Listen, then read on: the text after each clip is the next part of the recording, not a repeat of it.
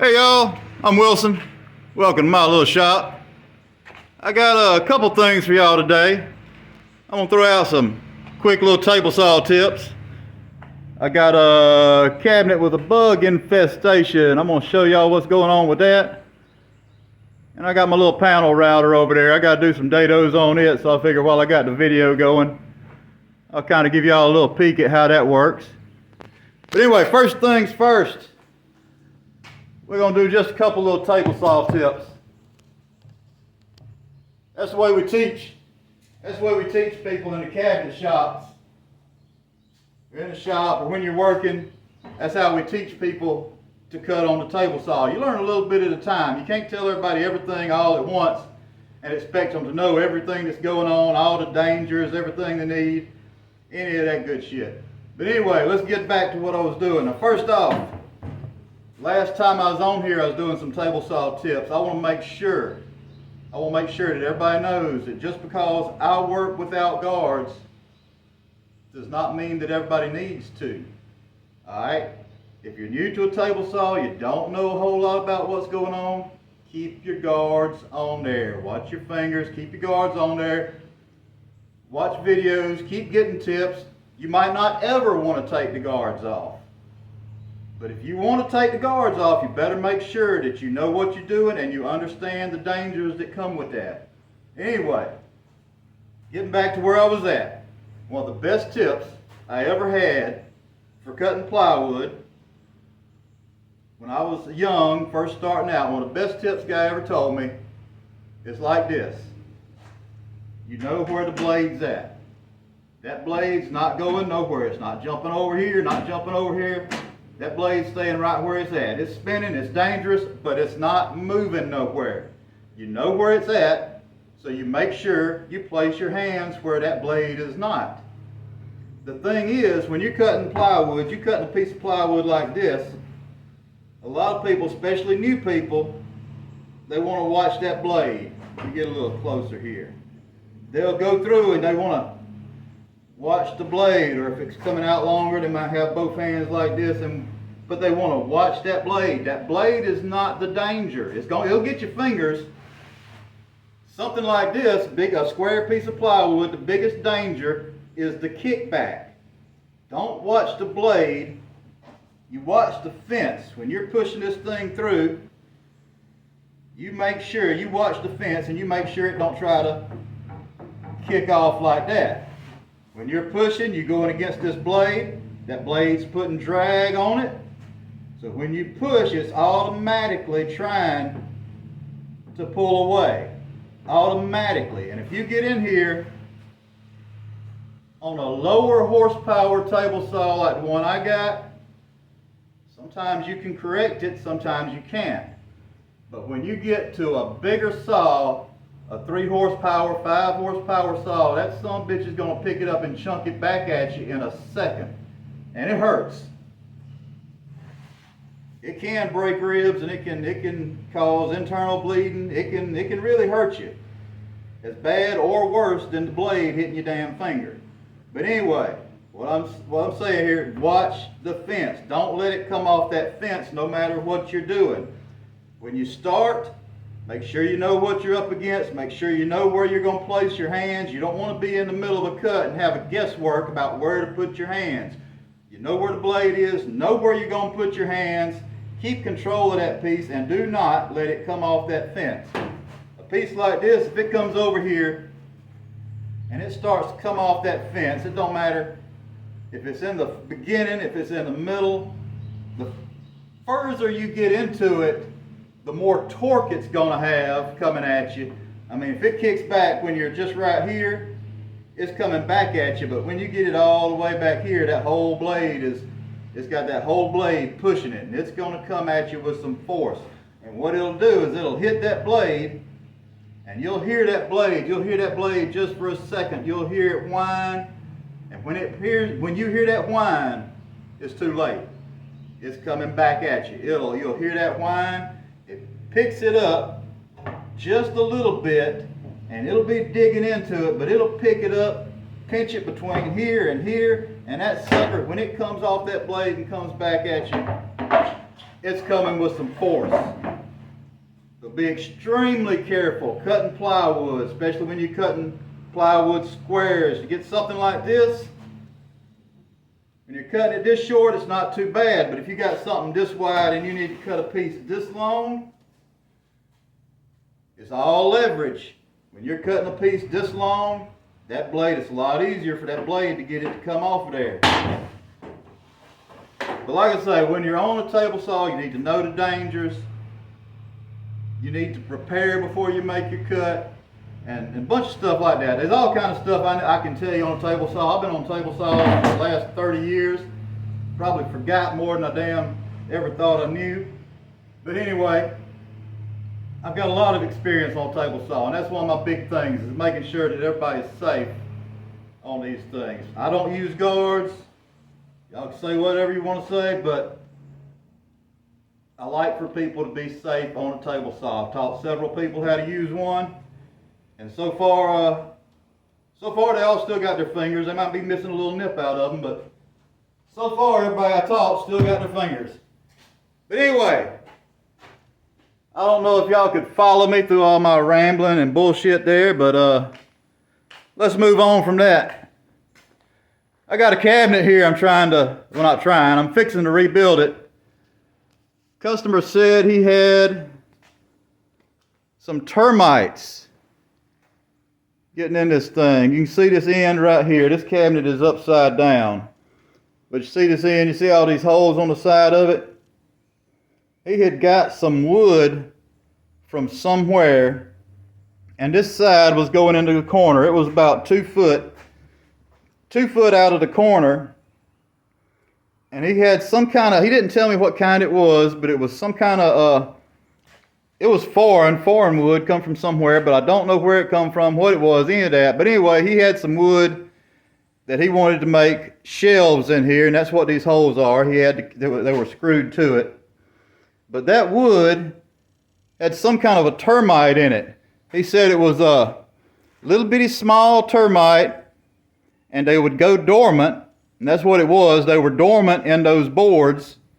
And once he got them in his house, they started coming out. And I'm going to show you what happened. Right here. See if y'all can see it. Oh, it's getting blurry. See that one little hole right there? That's a small little hole. But to me, that looks like where they got in. He showed me on the back where that's cut out, tore out right there. There was a bunch of little pinholes. Well, I took a little 23 gauge nail, and it just fit in the hole. I put it in there and wiggled it around, and the hole went all the way to the back of the cabinet. And you can see the holes right there go on into the back. But I took my knife, when I put that nail in there, I felt it and it was hollow. I took my knife and pried it off, and y'all can see better on this piece. See that right there? This sucker had some kind of termite. The termite got on in and ate a whole void out of that plywood. So the guy wants me to rebuild the cabinet. He don't want to reuse any parts of it. I got to rebuild the whole cabinet, and I can't blame him. I don't even want to use any parts off of this thing. Matter of fact, it is minutes away from being in the burn pile. I just got all my measurements off of it.